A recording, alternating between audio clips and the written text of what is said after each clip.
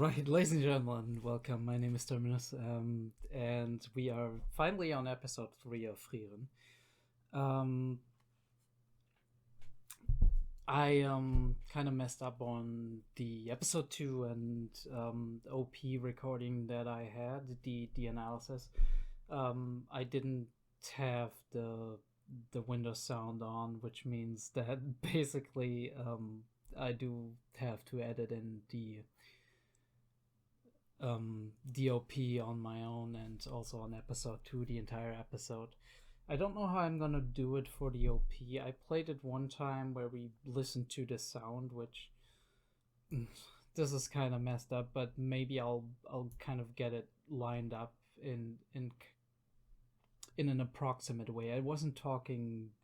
Well, it's not important to specifically be on the minute with everything or on the second, so I should be able to figure it out somehow. But I mean, what do you know? Shit just happens, you know. But without any further ado, I think I want to actually get into the episode to get it started for real. I actually don't have a lot of questions. We did have a quite interesting and natural conclusion of the last episode, which at the same time ended our journey so far and ended this little episode of our journey, and also started a new journey. And I'm very curious how long Frieren will stay on this journey with Frieren, what they will experience, and also what other characters are going to show up, because we do know from the OP that there's a decent amount of characters that are going to show up. The only question I do really have from last episode is, who is ewig? Right? Ewig is also a German term which means forever. And Heiter mentioned him in relation to this grimoire of immortality, which turned out not to be a grimoire of immortality. He used it as bait, obviously, and he was pretty sure that it didn't contain anything about immortality and resurrection. But he made an interesting little comment about if this grimoire had something about immortality, then Ewig would have probably cast it on himself. This tells me a few things. First of all, Ewig must have been a very powerful priest, I would assume. I would assume it's priest because by the classical fantasy genre, priests and clerics are the ones that cast miracles that involve life and healing and all that. I would also assume that a character named Ewig would be connected to immortality or long life or whatever. And the fact that Heiter would assume that, would he know the secret spell to immortality, he would have cast it on himself, also tells me that he was a person that maybe strived to be remembered forever, or had kind of a thing for for living forever or having power. I do kind of connect those two in a way, because it's a very human desire, but it's also very greedy in a way. Yeah, I wonder if we do meet this Ewig character down the line, or if we at the very least do find maybe do see a couple of memories of Frieren about Ewig, or hear a couple of stories about Ewig, find a couple of his books, you know, because names like these aren't dropped just for no reason. Other than that, anything goes in this episode, I would say. So let's just get it started. And let me just check if I actually have the sound on this time, so I don't have to edit this too much afterwards.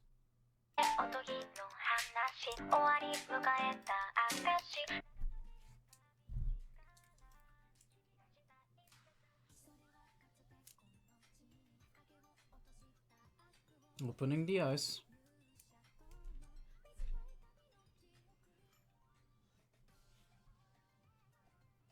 I like that kind of beat they're going into here. I also find it very interesting how the sound when we go into this phase with the rain and all that, it's kind of shallow, right? It lacks the bass. So it sounds very electronic, you know? Like far away. Subdued.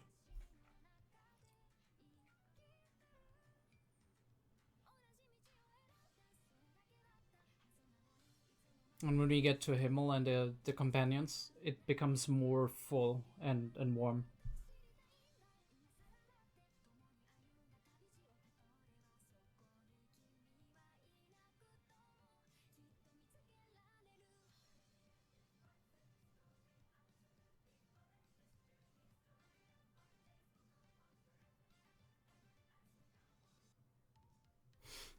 So does it fit? I don't know. I mean, 27 years, alright. Trade City of Warm. A little bit of a sailor's melody here. Setting up the atmosphere.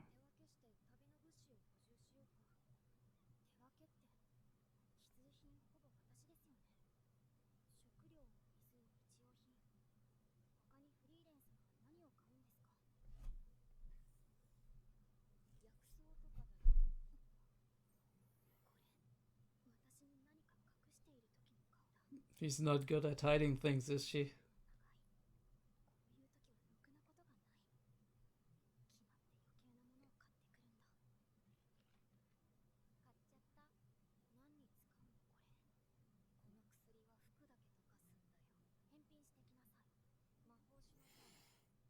I'm sorry, what, Frieren? What? What was that? I'm sorry, go back, go back. You know what, on second thought, don't go back, don't go back. I don't want to know.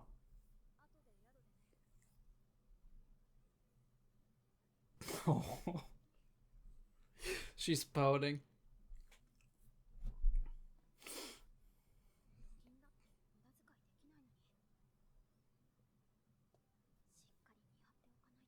Yeah, of course. I'm sure it's not because you're curious.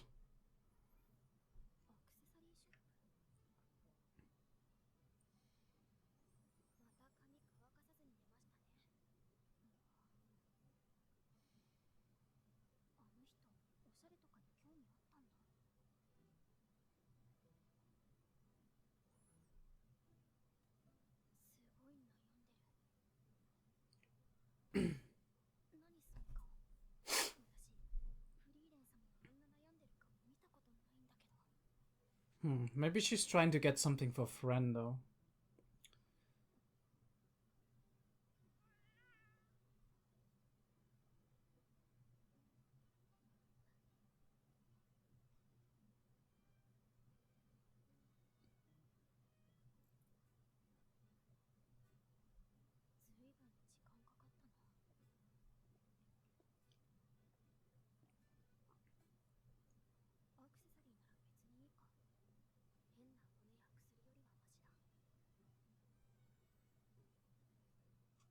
Yeah, but weird bones can be, you know, helpful.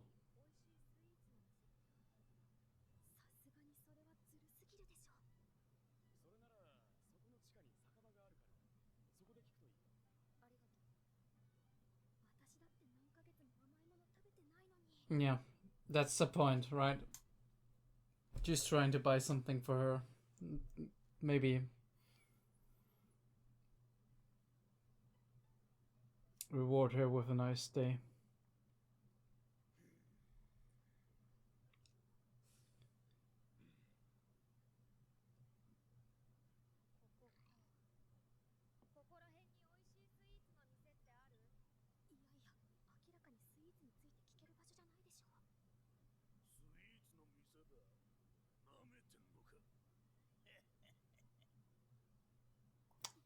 It's the best dessert, guys. Yeah, of course. I knew it.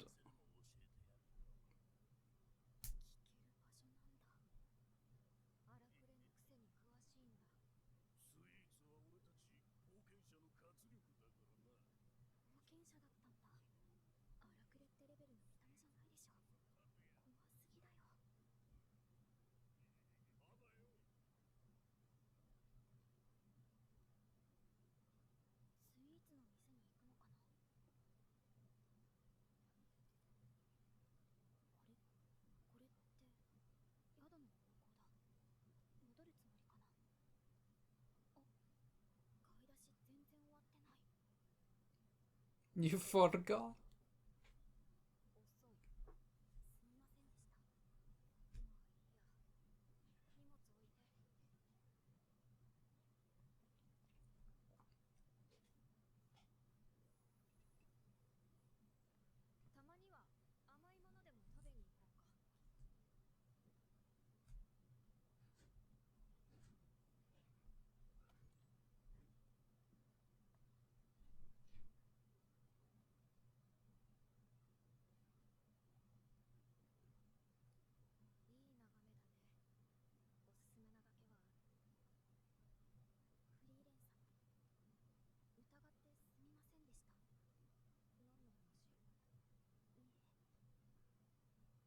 No, go and talk to her, tell her.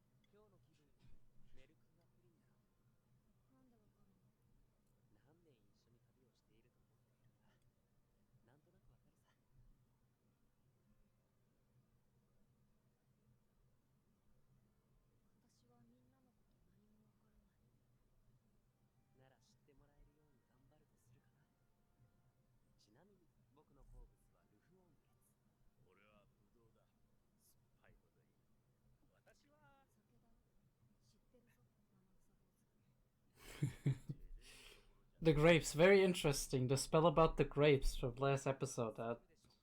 That is a nice detail. So there is definitely a reason to the madness.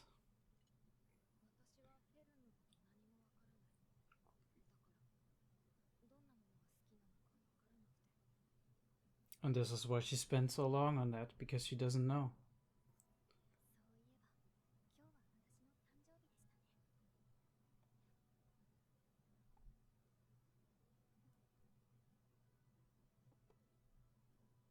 Alright. The thing, like the one we saw in the OP.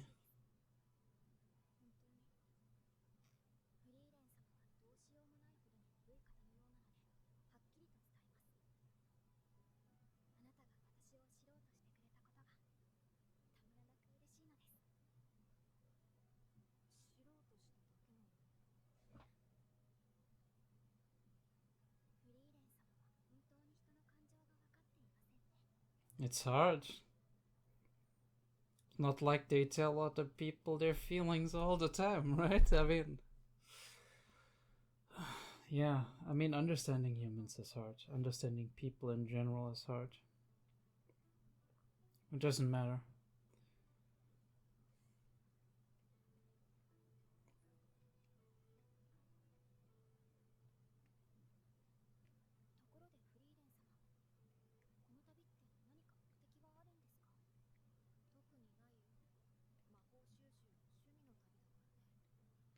Oh, yes and no.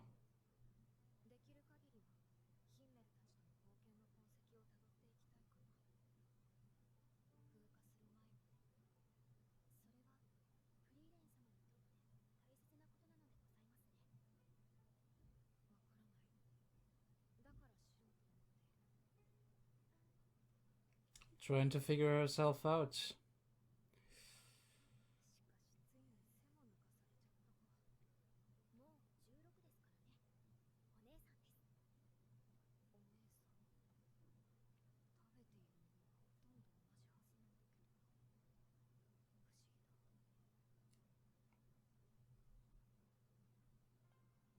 Killing magic.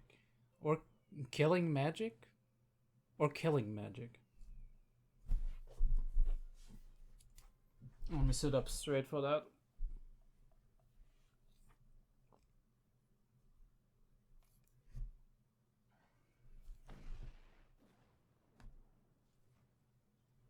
Go off, why don't you?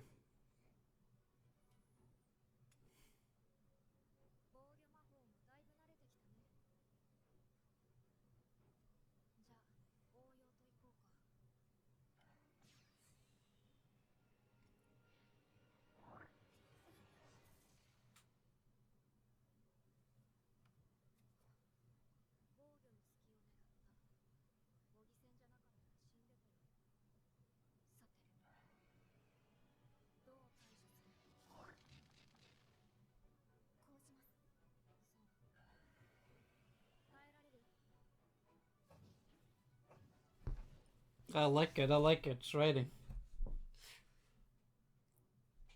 Getting her ready. She's learning from a pro. You gotta think. You gotta think in 3 dimensions, in 4 dimensions, 5 dimensions.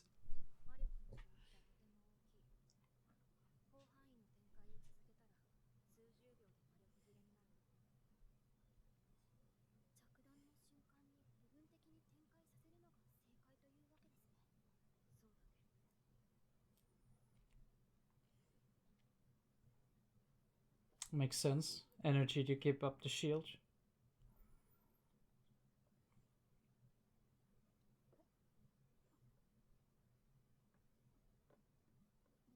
A balancing act.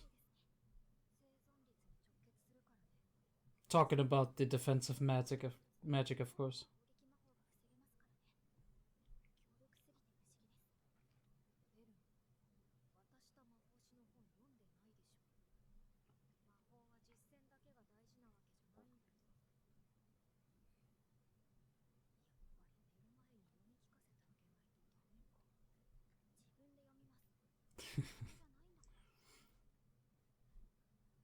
She's treating her like a child. I mean, look, if you tell your pupil to read the book and she didn't read the book.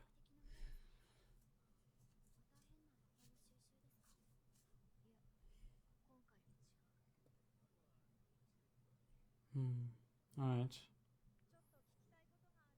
If you don't want a spell, are you chasing a memory?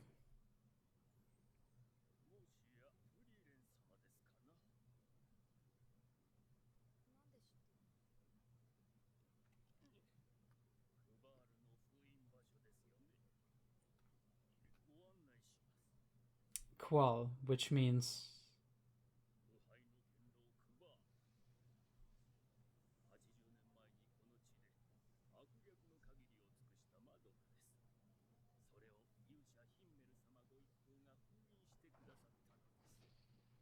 Qual, which means torture, in a way.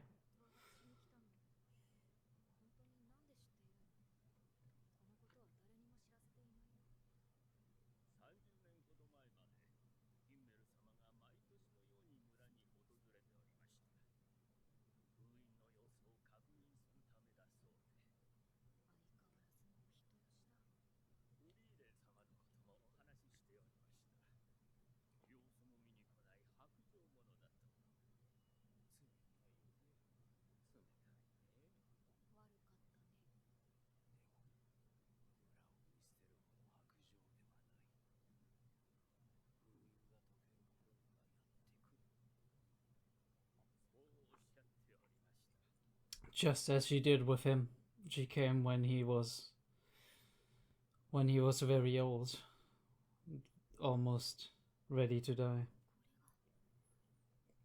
I guess that was her MO during that time.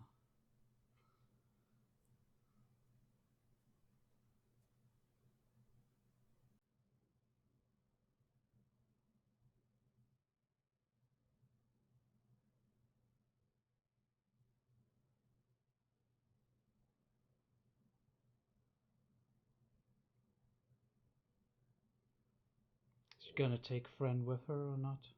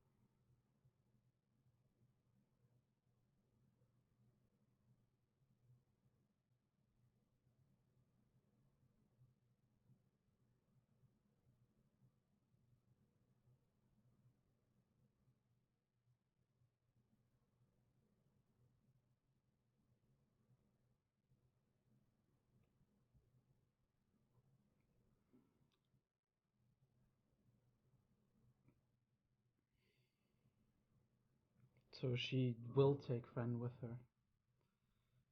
Very, very courageous, I guess. But it also proves that she trusts her enough at this point to not get killed immediately.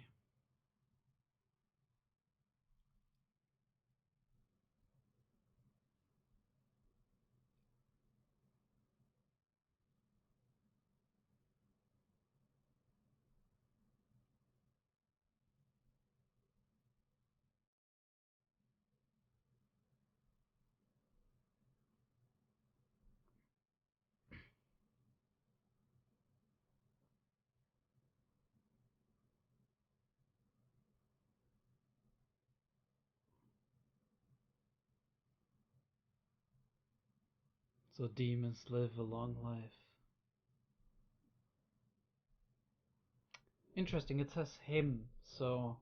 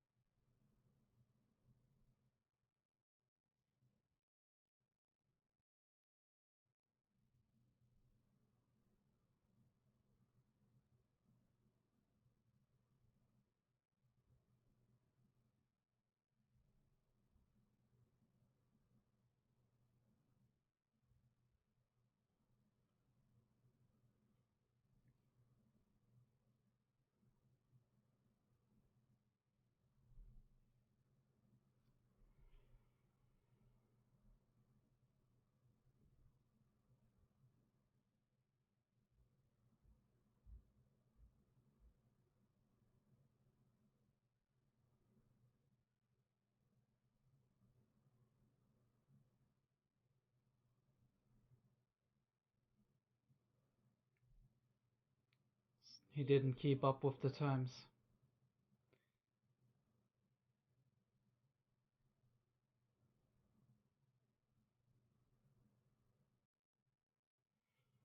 Create a problem and people will try to find a solution.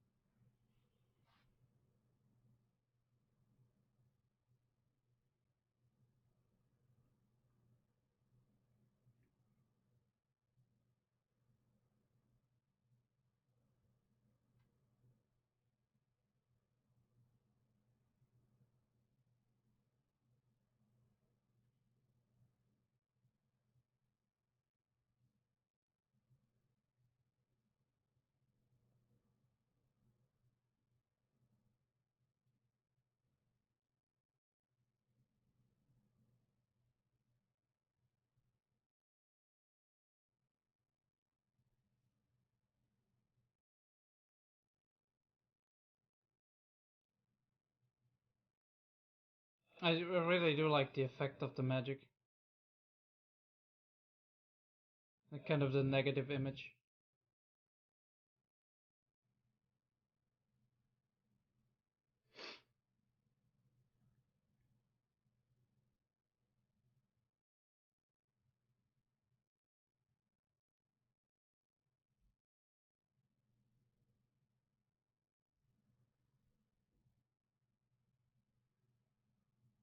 That's what she meant.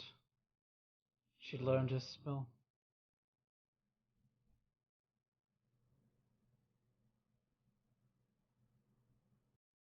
80 years is a lot of time. Not just for a human, but especially for a human, of course.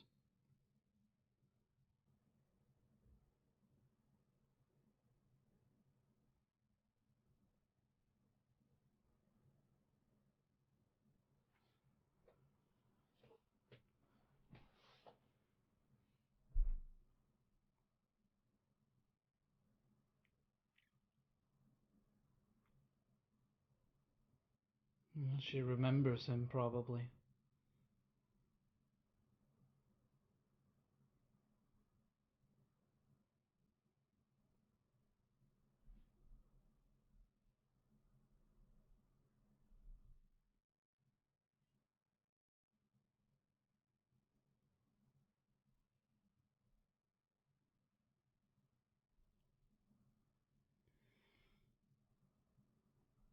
All right.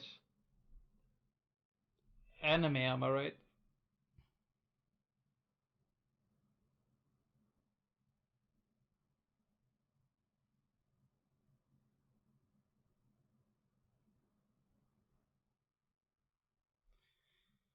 She is seemingly impervious to time.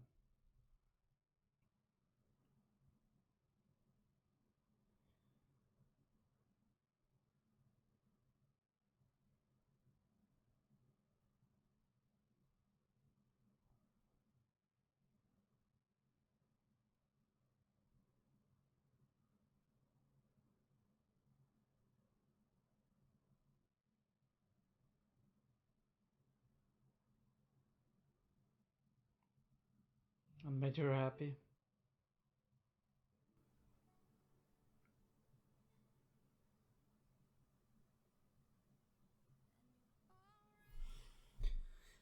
Yeah, great episode. I mean, not a lot to say about it. Very interesting exposition on the magic systems of this world, right? Seems to be very thought out, very oriented, and grounded in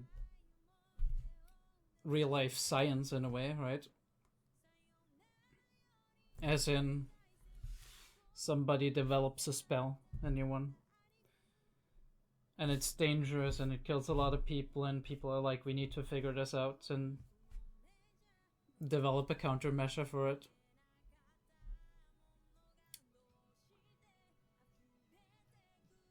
Yeah, we saw the little blackboards and whatnot with magic theory drawn on it.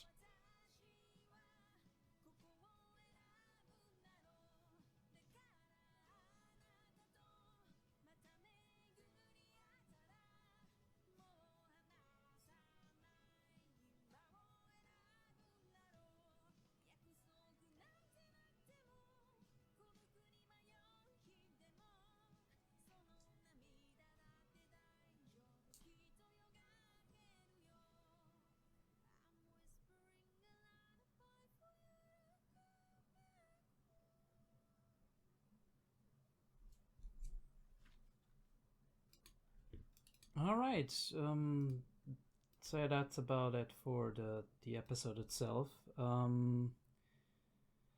We are we are basically looking at a a very standard episode, but also a very nice episode. Of course, we do start out with I'm gonna put this into a little bit of a faster speed. We do start out in this beautiful, beautiful coastal town. Um, and they just wandered into town. They need to get some grocery shopping going, right? And Frieren kind of lies about what she wants to do because she wants to surprise her apprentice and show her a nice time, give her a gift and all that because it's her birthday. Um, which is um, I mean, I'm not ignoring that. It's like this potion only dissolves clothing. I'm sorry. Should is there something I should know about you, Frieren? That it's kind of important. I, there's some interests that I should know about. Anyway, um, aside from that, we do have her kind of not trusting Frieren as much, and I love this pout face. Honestly, this is so fucking adorable. This is gonna be a meme. I can already tell. She follows her and kind of tries to figure out what she's doing. She sees everything through this lens of, hey, she's gonna spend our money. It can't be, and it kind of characterizes her further. She does have this kind of sense of duty and responsibility. She seems to be kind of a little bit of a very um yeah responsible person, very responsible feeling person who does want to do the right thing, does want to help people, and also doesn't want to spend their money on stuff that might not be useful for their journey. And she doesn't like that Frieren sometimes, you know, is messy and does stuff that might not be all that might not make as much sense. But we do see a lot of their characters in these intricate little moments, like her fretting over what to buy because she has no idea what. Right, she doesn't have that much empathy. She has a hard time putting herself into the shoes of others. So buying a gift for somebody is gonna be a huge pain in the ass for her. Of course, it's gonna be very difficult to decide what's the right thing because, on the one hand, she doesn't want to disappoint the person. She wants them to be happy about what they get. But is it gonna be what the person wants? Well, she doesn't know. And we do see her getting nervous about it, and we have the same for her here.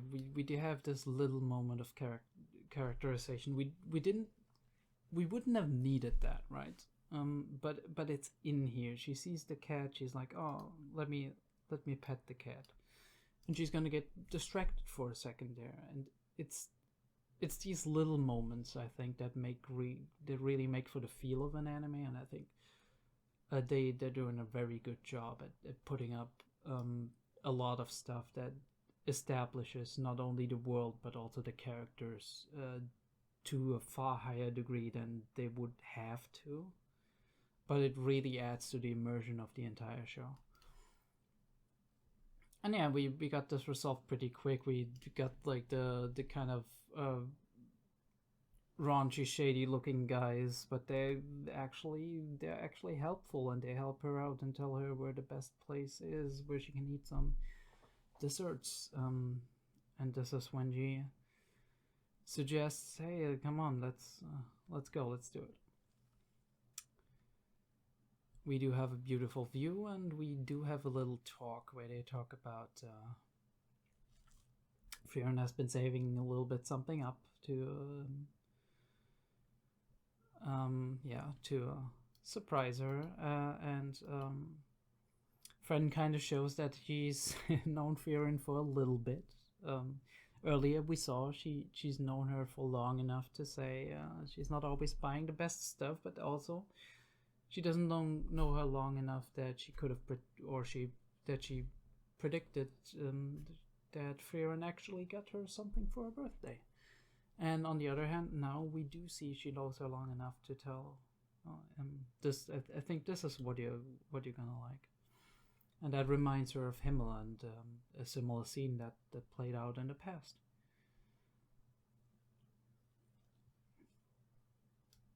So we do see these little glimpses where Frieren actually realizes, hey, I don't know all that much about you.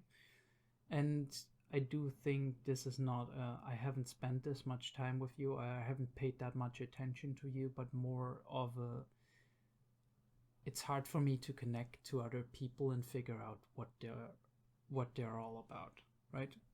And also, maybe if you're living longer, you have the potential to know so much more about these people. So maybe you feel extra conscious about not knowing as much about them as you would like.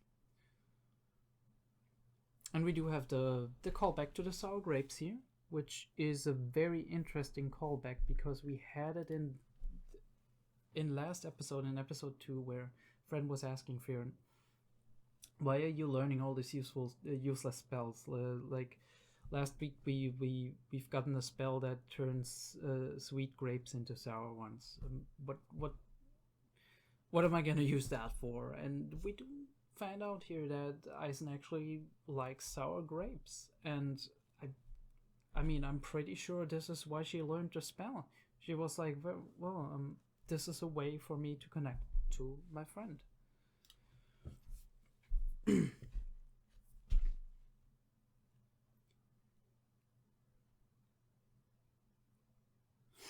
And she apologizes here because, well, she has this insecurity of, I don't know a lot about people, and it's hard for me to figure them out, and that's why I'm not always able to figure out what they want and how they feel. And Friend, knowing her for a while now, is being extra blunt with her, which is a very nice thing as a friend. And she tells her she's very happy that she's trying to get to know her.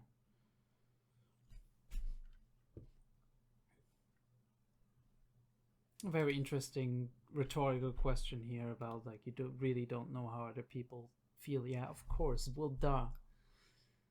Is it so hard to figure out? Is it so hard to figure out? But at the same time, right? At the same time, it's a sore spot, I would say. I mean, she does take it like a champ, but if I would be kind of insecure about me not being able to figure out how other people think, if somebody says something like this, it's not necessarily always taken lightly, right? It's the kind of sentence that sometimes make your heart sink, and you're like, damn it, you're absolutely right, and I hate myself for it, but this is how I am. But I think Frieren does already have that positive approach in that regard, that she's really trying to make a difference and trying to understand other people better. She also has a very nonchalant way going about things sometimes, which I really appreciate. I really like that in a character. And we do have, again, this question: does this journey have a purpose? And Frieren is like, nah, not really.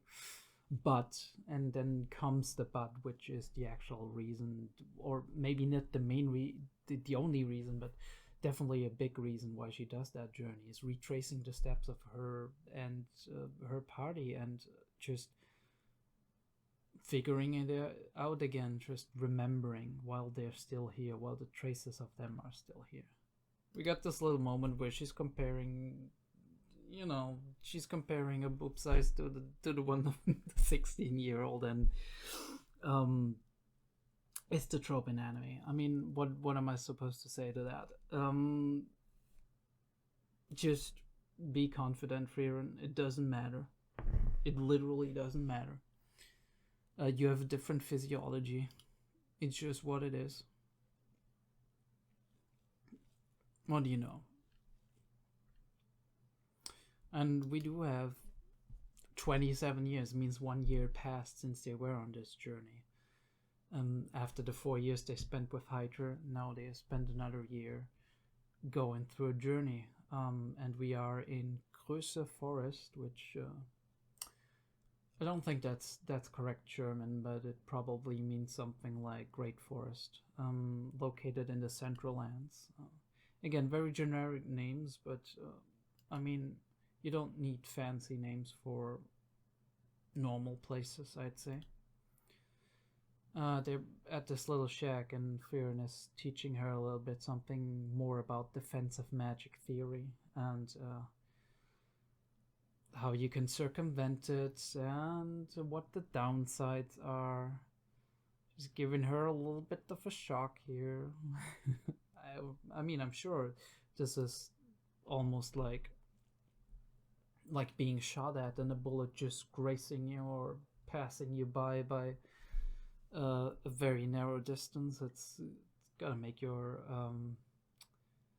blood rush. And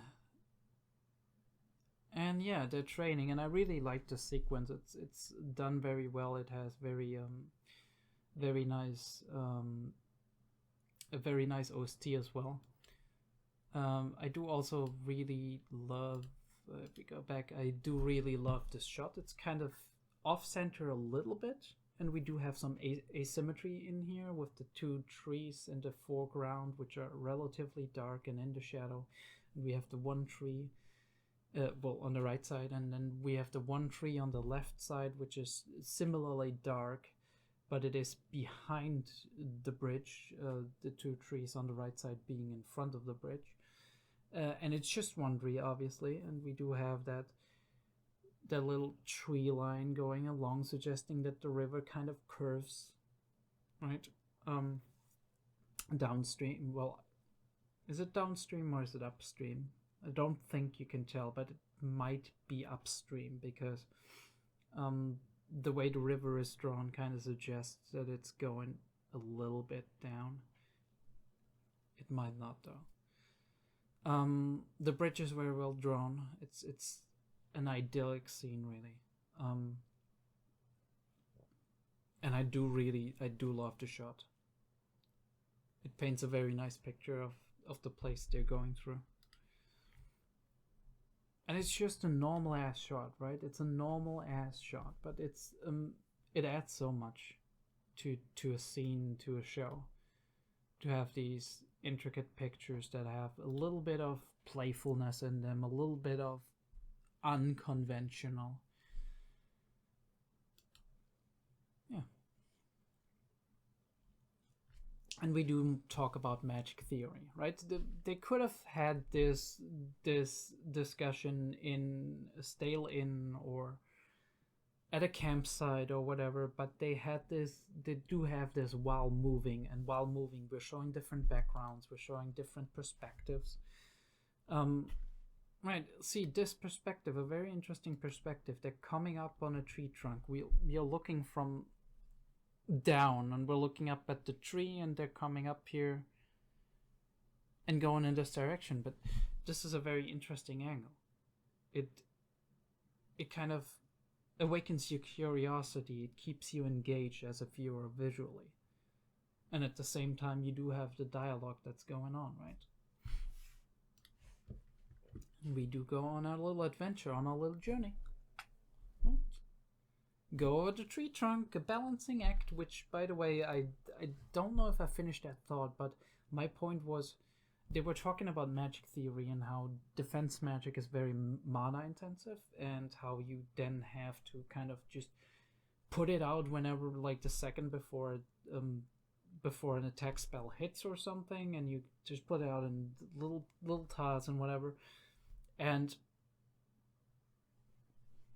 that's basically followed up by a visual representation of doing a balancing act, which itself, right, the defensive magic and how you kind of just strategically have to use it, that's a balancing act between your mana capacity and being able to defend yourself. Again, very good environmental storytelling, in my opinion.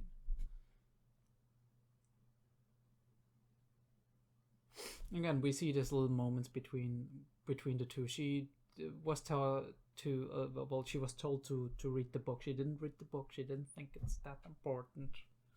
Right?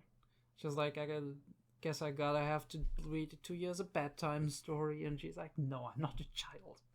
I gotta read it myself. Yeah, I mean, yeah. She's a teenager. She's gonna be a little bit kind of like grumpy about being treated like a child. This is normal. Again, with most of the shots, it's not a straight up shot.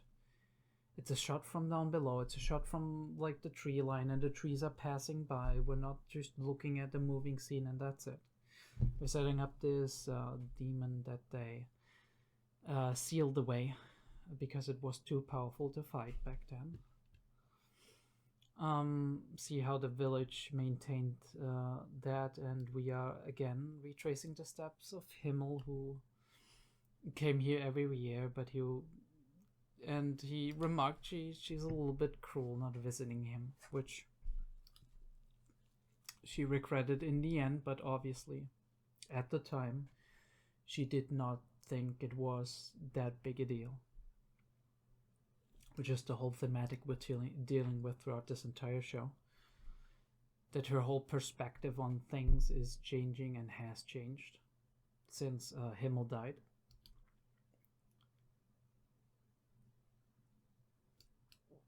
And we're seeing the demon.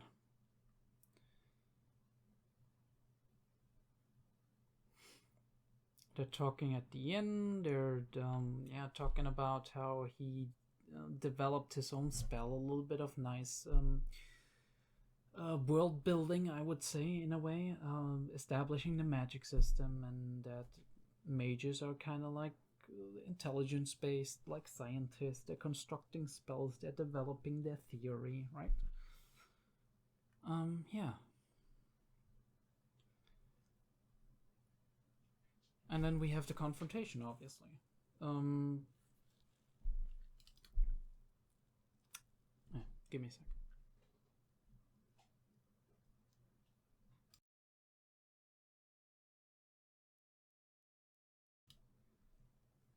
And then, yeah, we do have the confrontation, obviously. A mere 80 years, so we do get to know demons are also very long-lived in this show, which kind of makes sense. And yeah, we do get to know that at this point, we see Frieren being surprised. She's like, "What's going on? This is just a normal ass spell." And Frieren explains the whole thing. She's like, "It's been 80 years. People have been like, holy shit, the spell is killing our people. We need to develop the theory to protect against it." And thanks to this major threat, there was advancement. There was technology in a way, not actual technology, but an advancement of theory, and people developed something useful out of a threat that they faced, and yeah. In a mere 80 years, but 80 years is quite a long time for humans, as she says. And I think that is a very interesting connective point here, because I've heard something like this before in a video game, actually. It was Mass Effect.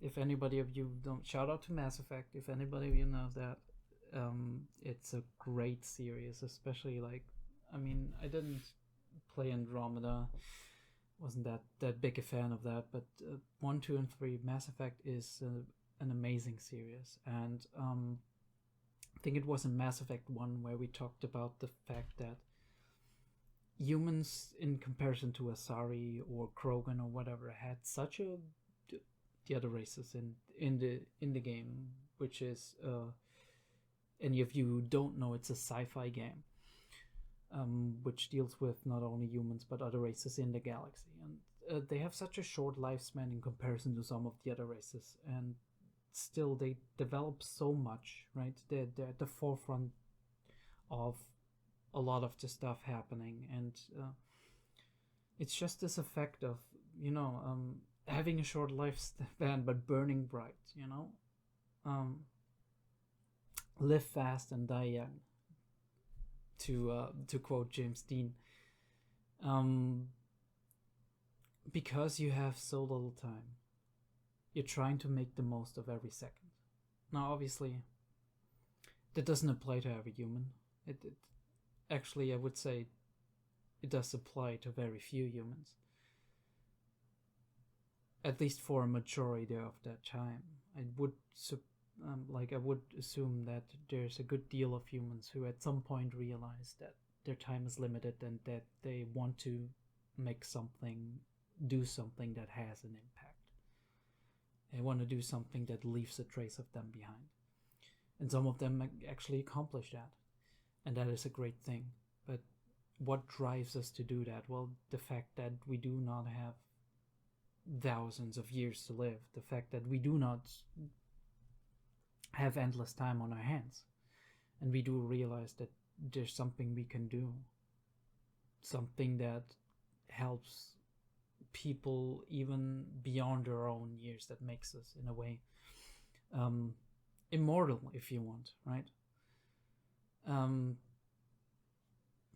And because of that, because human lives are lost easily, because 80 years is a lot of time for humans. Such an insignificant amount of time that maybe an elf or a demon would spend twiddling their thumbs and just having fun, or going on a journey to get some knowledge, to see some places. That time span is spent by them just keeping their heads down and trying to figure out some problem, trying to find a solution to something. And that's how, in the span of a mere 80 years, what he developed, had turned from like the scary thing to something quite normal and quite defendable. And we do have the team of two mages teaming up to defeat this evil rather unspectacularly, but in style, right? In style, as she said the evening before. Now his own spell. His own spell was his doom, because she learned the spell and just turned it against him, and he never figured out a way to defend against it before he developed it. And since it was brand new when he was sealed, time did the rest. And we ended on a little joke about flipping skirts, and we do have a little bit of a moment on between Frieren and Himmel, where we do see that maybe Himmel was actually, first of all, a little bit childish. We already knew that, but second of all, interested in Frieren in that way. So yeah, it is a comical scene, but in my opinion, it's still a canon scene. It still kind of sets up the general idea, and it puts it in our hands. And I do think if this is developed further, we might be seeing something along the lines of a romantic angle on that. Obviously, all of it in reminiscence, but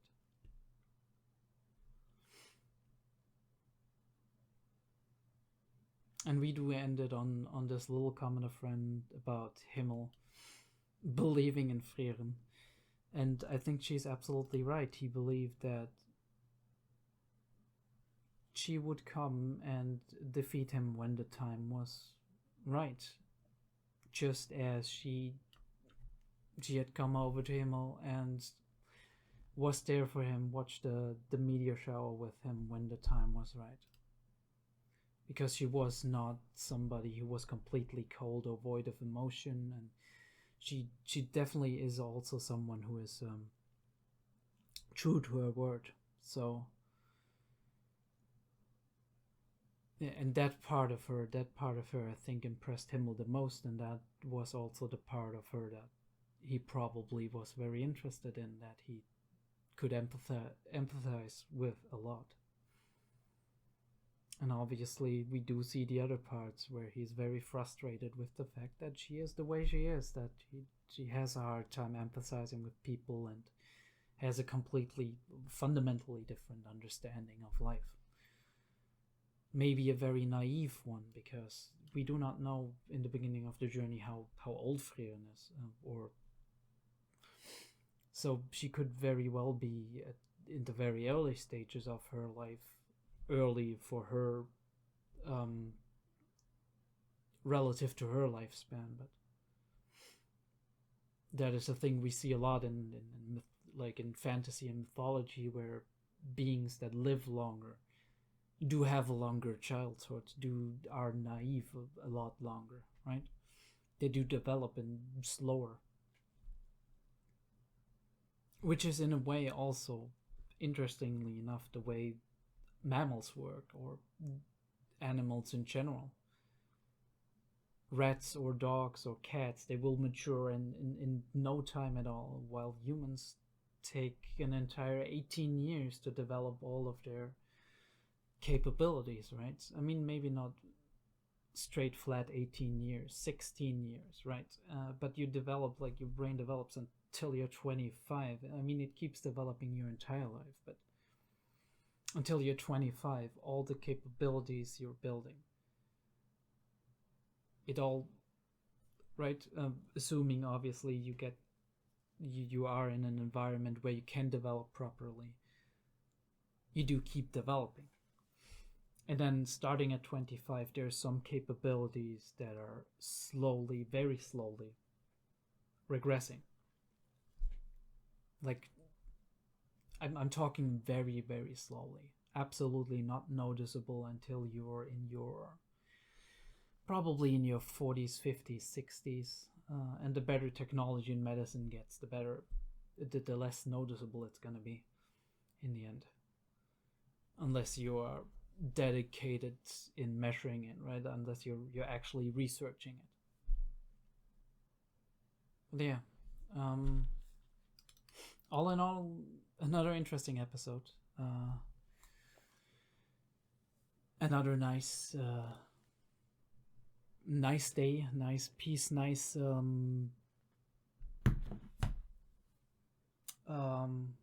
nice passage of time on our journey, a nice episode in our story, and I'm excited for what comes next, because there are still open questions. But this journey is obviously less of a journey through a story where there's your classical villains and problems, but more a journey through memory, right? A journey through emotion, through learning to get to know yourself better. I do wonder if it ever goes beyond that, if there's ever gonna be stories that develop that just that extend beyond Frieren and her own little world. There's side stories developing, and if Frieren eventually takes over this pivotal role in the story, or if our entire journey is going to be seen through the lens of Frieren and Frieren just being at her side. We're gonna see.